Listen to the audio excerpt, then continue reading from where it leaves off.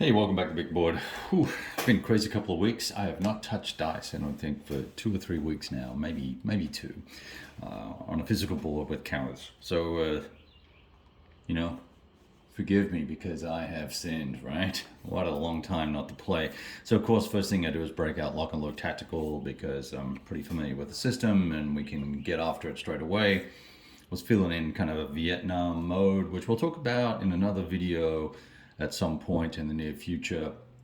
Once I've got a few more turns of a game that I'm playing by email underway in an umpired mode. But anyway, so simple scenario here. Lots of U.S. Marines looking to clear a village, capture all of these rectangular buildings, not the bamboo huts.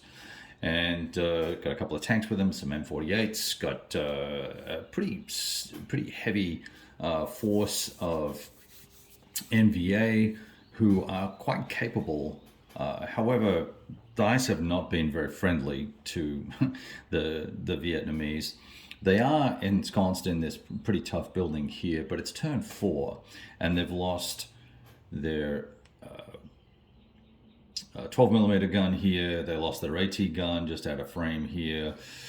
I used a sort of a tactical approach that I wanted to flank. So I came in on this side with my chap that had a Pathfinder skill. This guy, where is he? This guy, which allowed him to have one movement point per jungle and kunai grass hex and paddies, I think, as well, potentially. But anyway, they came straight through here and then swept this way.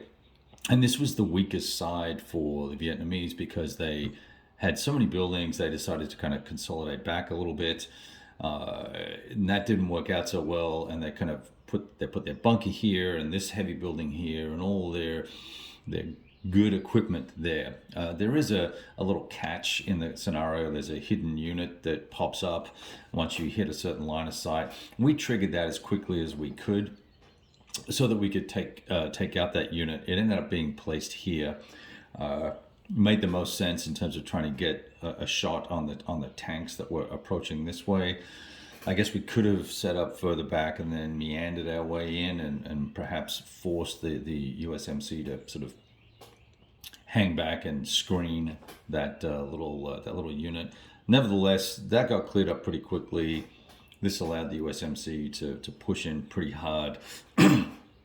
We've taken some shakes. We've taken a squad loss and a wounded hero.